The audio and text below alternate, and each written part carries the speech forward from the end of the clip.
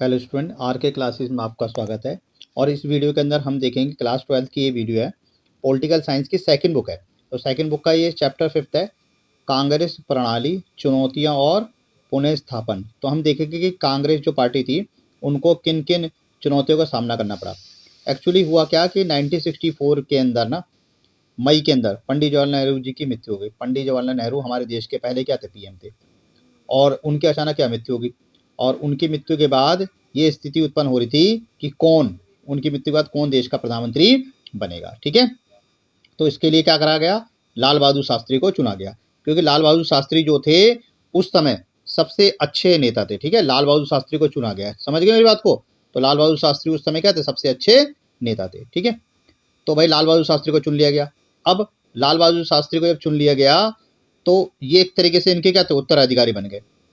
अब लाल बहादुर शास्त्री के सामने काफ़ी सारी समस्या थी।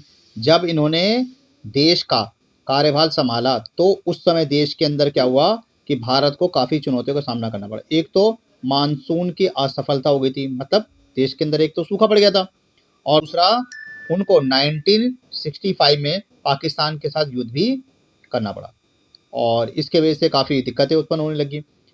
और प्रधानमंत्री के पद पर शास्त्री बड़े कम दिनों तक रहे। 10 जनवरी 1966 को ताशगंज में अचानक उनका निधन हो गया था।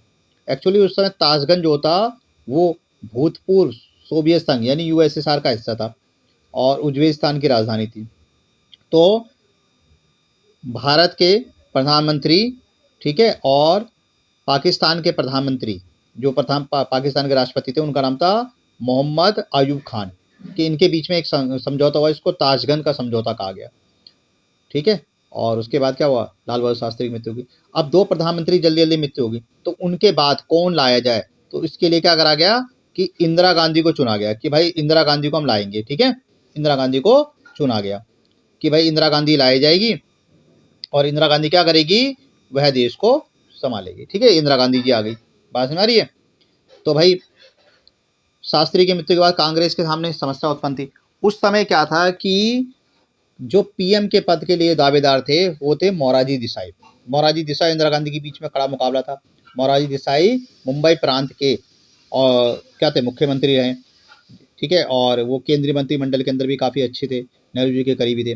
परंतु उनको दरकिनार करके क्या करा गया, इंदिरा गांधी को चुना गया। क्यों, क्योंकि तो नेहरू जी की बेटी है। दूसरा, इंदिरा गांधी को बनाने का कारण ये भी था कि जो सिंडिकेट नेता थे वो चाहते थे कि इंदिरा गांधी को बनाए, क्योंकि इंदिरा गांधी कठपुतली की तरह कार्य करेगी। ये देखो, आपको देखो स्टार्ट रखा है, मोरारजी देसाई है, इंदिरा गांधी डायरेक्ट चैंपियन बन गई, यानी इंदिरा गांधी को देश का अगला पीएम बना दिया गया। ठीक है, प्रधानमंत्री बना दिया गया, और इंदिरा गांधी जो है वह धीरे धीरे कार्य करने लगी।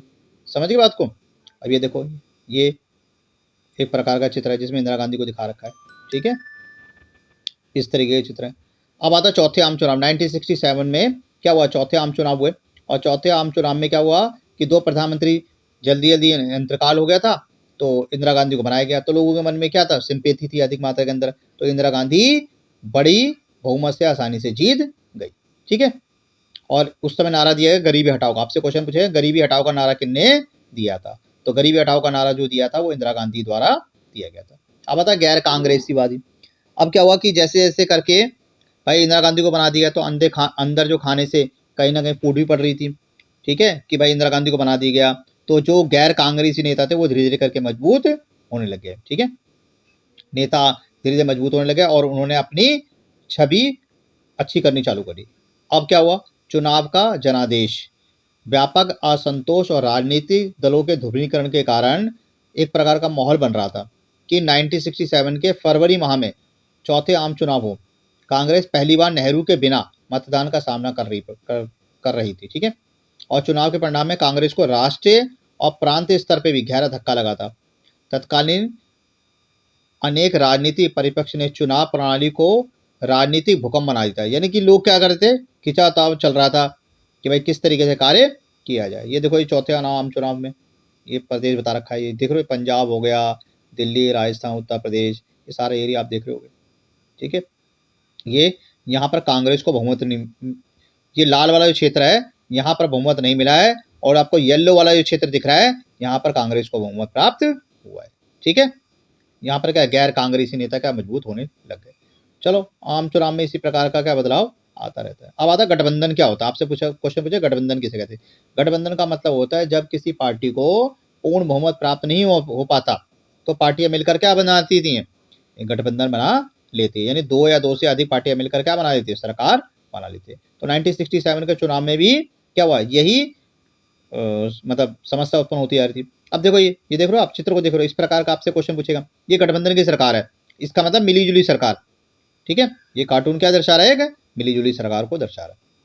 अब आता है दल बदल कैसे कहते हैं। दल बदल का मतलब होता है एक पार्टी को छोड़कर दूसरी पार्टी में चले जाना, दल बदल कहलाता है। 1967 के चुनाव की एक खास बात दल बदल भी रही है, इसने राज्यों में सरकारों के बढ़ने और बिगड़ने में बड़ी भूमिका निभाई है, ठीक है। आपसे क्वेश्चन पूछेगा आयाराम गयाराम क्या है, तो आयाराम गयाराम का मतलब होता है कि जब एक पार्टी को छोड़कर दूसरी पार्टी में चले जाते हैं लोग, उसको आयाराम गयाराम कहते हैं, मतलब अभी यहाँ पर है कल को कहीं और चले जाए, समझ गए। तो देखो पिछले साल आप पे पैसेज आया था कि आयाराम गयाराम पे पैसेज था ये, तो बच्चों देख लेना, पैसेज भी बहुत इंपॉर्टेंट होते हैं। अब बता कांग्रेस में विभाजन। 1967 के चुनाव के बाद देश में कांग्रेस की सत्ता क्या रही, कायम रही, लेकिन इससे पहले जितना बहुमत हासिल होता था उस प्रकार से बहुमत प्राप्त नहीं हुआ।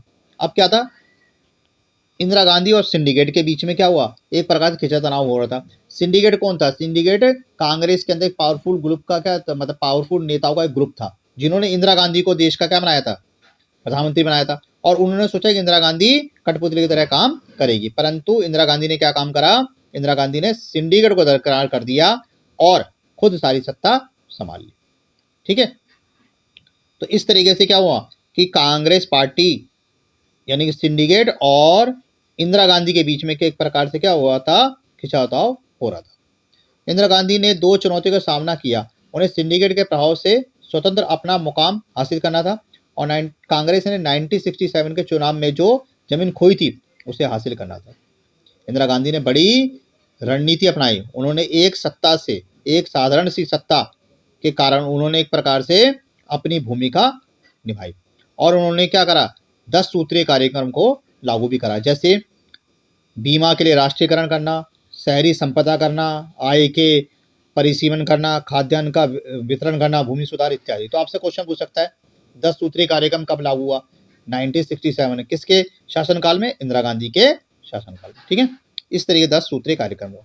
अब देखो किस तरीके से देखो कांग्रेस पार्टी टूटेगी वो हम पढ़ेंगे।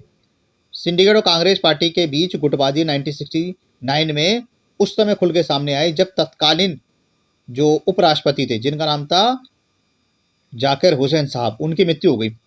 उनकी मृत्यु के बाद क्या उपराष्ट्रपति का पद खाली हो गया। इंदिरा गांधी की असहमति के बावजूद उस साल सिंडिकेट ने तत्कालीन लोकसभा अध्यक्ष जिनका नाम था एन राजीव रेड्डी को कांग्रेस पार्टी की तरफ से राष्ट्रपति पद के उम्मीदवार के रूप में खड़ा कर दिया। एन राजीव रेड्डी से इंदिरा गांधी की बहुत दिनों से राजनीतिक अनबन चल रही थी। ऐसे में इंदिरा गांधी ने भी हार नहीं मानी, उन्हें तत्कालीन उपराष्ट्रपति वीके गिरी को बढ़ावा दिया कि वे एक स्वतंत्र उम्मीदवार के रूप में अपना नामकरण भर दे। और इंदिरा गांधी ने, ये देखो चित्र देख रहे हो, ये देखो ये तो क्या हुआ, इंदिरा गांधी ने क्या करा, इंदिरा गांधी ने बोला कि जिस तरफ मैं खड़ी हूँ उसी तरफ असली कांग्रेस है। और कांग्रेस के अंदर जितने भी नेता थे उनको बोला कि आप अपनी दिल की आवाज को जगाओ और आप क्या करो, आप वीके गिरी को वोट करो, ठीक है। इस तरीके से अंदर खाने से वोट हुआ वीके गिरी को और देखो ये कांग्रेस पार्टी मर गई और कौन हुआ, वीके ये मोरारजी देसाई को वोट करो, मोरारजी देसाई जीत गए और वीके गिरी की क्या हार हो गई, ठीक है। ये देखो चित्र को देख के आपको पता लग रहा होगा, ये देखो ये देख रहे हैं ये सारा तो ये मतलब इंदिरा गांधी एक तरीके जीत गई, ठीक है। गुटबाजी सामने आ गई थी, आपको पता लग गया है। चलो आगे बढ़ते हैं, ठीक है। इस तरीके धीरे धीरे करके क्या इंदिरा गांधी जो है मजबूत होती चली गई और कांग्रेस पार्टी दो भाग के अंदर बढ़ गई, ठीक है, कांग्रेस ओ और कांग्रेस आर, ठीक है। 1969 के नवंबर तक सिंडिकेट की अगुवाई वाली कांग्रेस पार्टी जो थी वो ऑर्गेनाइजेशन यानी ओ बन गई और इंदिरा गांधी की अगुवाई वाले खेमे जो थे वो रिकॉग्नाइज्ड हो गए, ठीक है। तो ध्यान रखना, इस प्रकार से आपसे पूछ सकता है। तो नई और पुरानी दो प्रकार की कांग्रेस बन गई। अब आता है पीबी प्रेस की समाप्ति क्या थी। देखो देशी रियायतों का जो विलय है भारतीय संघ में कराने से पहले सरकार ने उन्हें आश्वासन दिया था कि रियायतों के तत्कालीन शासक परिवार को निश्चित रूप में निजी संपदा रखने का अधिकार मिलेगा। साथ ही सरकार की तरफ से उन्हें कुछ विशेष भत्ते भी दिए जाएंगे, ठीक है। उनको कुछ पैसा इत्यादि भी दिया जाएगा। इस तरीके से भारत के अंदर इनको मिला लिया गया था, लेकिन बाद में इसको पीवी प्रेस को समाप्त कर दिया गया था। आपसे क्वेश्चन पूछेगा पीवी प्रेस की समाप्ति क्या थी, तो ये ध्यान रखना है बच्चों, इस पर भी क्वेश्चन पूछ लेता है। ठीक है, तो इस तरीके देखो ये उस समय का अखबार होंगे जिनमें ये सब चीज़ें छपी है। देखो इंदिरा गांधी जा रही है और सारे नेता उसको पीछे से कह रहे हैं कि आपने गलत किया था। 1971 का चुनाव, कांग्रेस की टूट से इंदिरा गांधी की सरकार अब मत में आ गई और बहरहाल डीएमके और भारतीय कम्युनिस्ट पार्टी सहित कुछ अन्य दलों से प्राप्त मुद्दा आधारित समर्थन के बल पर इंदिरा गांधी ने सरकार सत्ता में हासिल करी और इस अरसे के दौरान कांग्रेस ने समूच रूप से अपनी छवि को समाजवादी रंग में पेश करा। इस दौर में इंदिरा गांधी ने भूमि सुधार में काफ़ी काम करा, भूमि परिसरण करा। इस तरीके से इंदिरा गांधी जो थी वह धीरे धीरे करके अपनी जड़ें मजबूत कर रही थी। चुनावी मुकाबला आर के विपरीत जान पड़ता है। आखिरकार नई कांग्रेस क्या थी, जर्जर कांग्रेस थी, लेकिन कहीं ना कहीं नेता क्या थे उसके अंदर भी जुड़े हुए थे, तो वो इंदिरा गांधी को हराना चाहते थे। इंदिरा गांधी ने बड़े जोर जोर से नारा चलाया, क्या चलाया, गरीबी हटाओ, जबकि सिंडिकेट ने नारा चलाया इंदिरा हटाओ। ठीक है, ये ध्यान रखना है। आपसे क्वेश्चन पूछा गरीब हटाओ का नारा किसने दिया, इंदिरा गांधी ने, और इंदिरा हटाओ का नारा किसने दिया था, सिंडिकेट ने दिया था। ठीक है, ध्यान रखना है। तो इंदिरा गांधी ने दलितों को जोड़ा, गरीब लोगों को जोड़ने की कोशिश करी ताकि अच्छा परिणाम आ सके। 1971 के लोकसभा चुनाव के नतीजे उतने ही नाटकीय रहे जितना इस चुनाव को कराने का फैसला। कांग्रेस आर और सीपीआई के गठबंधन को इस बार जितनी वोट या सीटें मिली उतनी कांग्रेस पिछले 4 आम चुनाव में कभी हासिल नहीं कर पाई थी। इस गठबंधन को लोकसभा की 375 सीटें मिली जो कुल 48.4% था। अकेले इंदिरा गांधी की कांग्रेस आर ने 352 सीटें और 44% वोट प्राप्त करे। ठीक है, इस तरीके से देखें तो इंदिरा गांधी जो थी बड़े पैमाने पर जीत गई। देखो ये देखो चित्र क्या कह रहा है, पहली पोजीशन, दूसरी पोजीशन और तीसरी पोजीशन पर Indira Gandhi. Mid term race है एक प्रकार की। ठीक है, देखो स्टार्ट हो, ये बाकी लोग देखते रह गए, इंदिरा गांधी ने बाजी मार दी। ठीक है, किस तरीके देखो चैंपियन के तौर पे इंदिरा गांधी दिखा रखी है। ठीक है, 1971 के लोकसभा चुनाव के बाद पूरे पाकिस्तान जो कि बांग्लादेश है में एक बड़ा राजनीतिक और सैन्य संकट उत्पन्न हुआ और 1971 के चुनाव के बाद पूरे पाकिस्तान में खाद्य संकट उत्पन्न हुआ। भारत पाकिस्तान के बीच में युद्ध हुआ और जिसके परिणाम स्वरूप क्या बना, बांग्लादेश बना। तो इंदिरा गांधी की लोकप्रियता जो थी वो तेजी से बढ़ती जा रही थी। ठीक है बच्चों, ध्यान रखना है। आप देखो ये आगे इंदिरा गांधी, तो इंदिरा गांधी क्या कर रही है, देखो ये स्टेट है, नीचे राज्य हैं, तो इन राज्यों को चलाने के लिए किस प्रकार से कानून बनाया जाएगा, किसको ज़्यादा शक्ति दी जाएगी, ये इंदिरा गांधी खुद ही डिसाइड करने लगी। ठीक है, समझ गए बात को। अब आता है कांग्रेस प्रणाली का पुनरुत्थान। बहरहाल कांग्रेस प्रणाली जो थी वो धीरे धीरे बढ़ती चलेगी और इंदिरा गांधी के नेतृत्व में एक मजबूत पार्टी बन गई। ये देखो ये बता रखा है जंजीर, ये मूवी है, उस समय रिलीज हुई थी, अमिताभ बच्चन की मूवी थी। ठीक है, तो कांग्रेस पार्टी धीरे धीरे क्या मजबूत होती चलेगी और अपने पैर उन्होंने मजबूत कर लिए। ठीक है, तो बच्चों ये देखो इस प्रकार से क्वेश्चन आएगा, ये मैचिंग कितना आ सकता है आपसे, दल बदल क्या आता है। जय जवान जय किसान का नारा किसने दिया था, लाल बहादुर शास्त्री ने। और इंदिरा हटाओ का नारा किसने दिया था, सिंडिकेट ने। गरीबी हटाओ का नारा किसने दिया था, इंदिरा गांधी ने। ठीक है, ध्यान रखना है। इस प्रकार से आपसे क्वेश्चन पूछेगा, कहीं आप भूल जाओ, ये वाला ये जो है ये जय जवान जय किसान किसने दिया था, जय जवान जय किसान लाल बहादुर शास्त्री ने। और इंदिरा हटाओ का नारा किसने दिया था, इंदिरा हटाओ का नारा दिया था सिंडिकेट ने। ठीक है, और गरीबी हटाओ का नारा किसने दिया था, इंदिरा गांधी ने। ध्यान रखना है, इस टाइप से आपसे एग्जाम के अंदर पूछेगा तो ये गलत मत करना। ठीक है, बिल्कुल भी गलत मत करना। और इस चैप्टर को बेटा बार बार सुनो, जितनी बार सुनोगे आपको क्वेश्चन अधिक मात्रा के अंदर रट जाएंगे। ठीक है, इससे आपका ही भला होगा। आप खाली क्या करो, वीडियो लगा के रख दो एक साइड में और सुनते रहो, जितनी बार सुनोगे बना बना के लिख दोगे। ये पॉलिटिकल और इतना आसान सब्जेक्ट होता है, इसमें आप जितना बना के लिखोगे उतने आपके अच्छे नंबर आएंगे। तो आप इस वीडियो को बार बार देखो और मैं मिलता हूँ एक नेक्स्ट वीडियो में जल्दी ही। इस वीडियो में इतना ही, बाय बाय।